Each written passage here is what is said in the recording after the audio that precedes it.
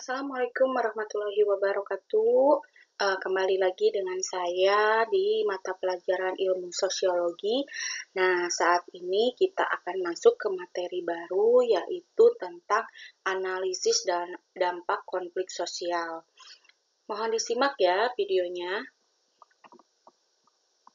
Nah, dampak-dampak konflik sosial ini diantaranya ada perpecahan antar kelompok, penghancuran jaringan sosial, kehilangan identitas bersama, kerusakan ekonomi, kekerasan, dan trauma psikologis. Cara mengatasi perpecahan sosial dengan pemulihan dan rekonsiliasi. 1. Pemilihan pasca konflik, yaitu rehabilitas psikososial, yaitu memberikan dukungan psikologis kepada korban kekerasan dan keluarga mereka, seperti memberikan konseling atau terapi kelompok untuk mengatasi trauma. Program ini bisa melibatkan psikolog, pekerja sosial, ataupun relawan. Lalu ada pemulihan ekonomi yang dimana kita menyediakan bantuan ekonomi bagi individu yang kehilangan mata pencaharian atau rumah akibat konflik.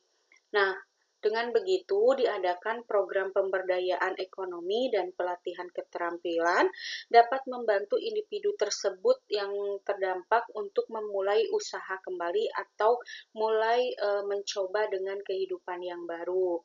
Lalu ada rekonstruksi infrastruktur, yaitu membangun kembali fasilitas publik yang rusak atau hancur seperti sekolah, rumah sakit, atau tempat ibadah.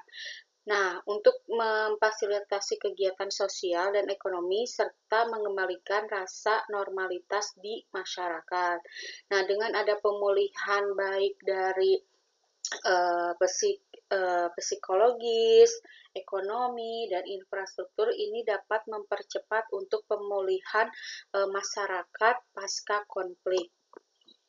Nah, kita masuk ke rekonsiliasi antar kelompok, yaitu harga diri kelompok dan stereotip. Yaitu harga diri kelompok ini pendapat yang baik dan negatif tentang kelompok mereka dipegang oleh individu. Orang-orang yang memiliki rasa identitas kelompok yang kuat biasanya akan membela dan membantu kelompok mereka.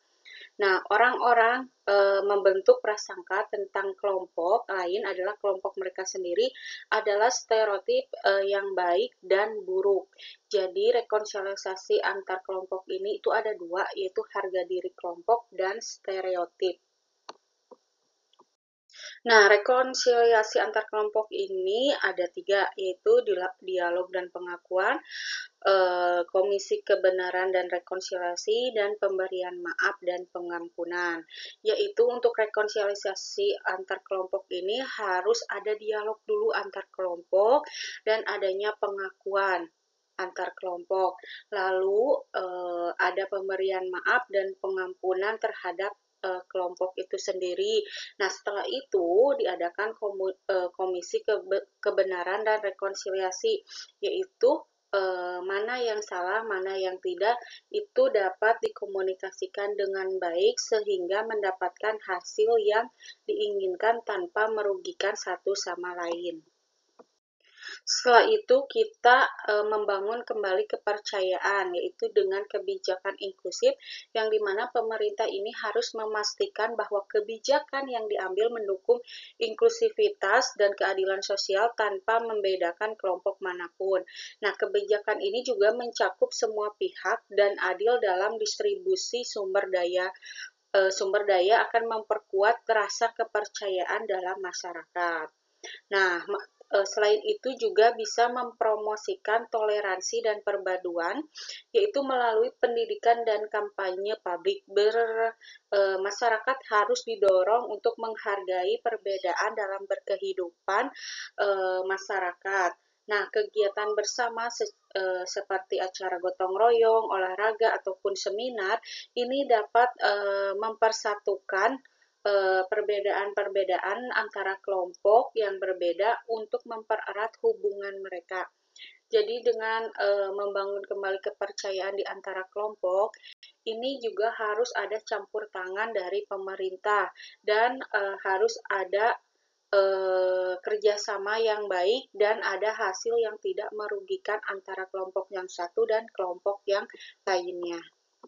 Nah, selain itu juga kita harus ada pembangunan kapasitas masyarakat untuk mencegah konflik, yang dimana diadakan pelatihan penyelesaian konflik. Ini dilakukan tentang bagaimana cara-cara menyelesaikan konflik tanpa kekerasan, baik di tingkat individu maupun kelompok, serta menyediakan mediator yang terlatih. Nah, selain itu juga kita mengadakan pemberdayaan masyarakat yang dimana masyarakat ini didorong untuk lebih aktif dalam proses pengambilan keputusan agar semua pihak merasa terlibat dalam memiliki hak suara dalam menentukan masa depan mereka. Ya, karena di masyarakat ini kita harus ada dialog untuk mengambil suatu keputusan yang baik yang tidak akan merugikan baik itu secara individu ataupun secara kelompok. Dan di dalam pembangunan kapasitas masyarakat ini juga harus ada penengah atau kelompok atau individu yang netral. Nah, kesimpulan untuk materi ini yaitu dampak penyelesaian konflik sosial ini tergantung bagaimana proses dilakukan. Penyelesaian yang inklusif, adil, dan berfokus pada rekonsiliasi menghasilkan dampak positif berupa harmoni sosial dan perbaikan struktural. Nah, sebaliknya penyelesaian yang tidak tuntas atau berat sebelah dapat memperburuk ketegangan dan merusak hubungan jangka panjang di masyarakat.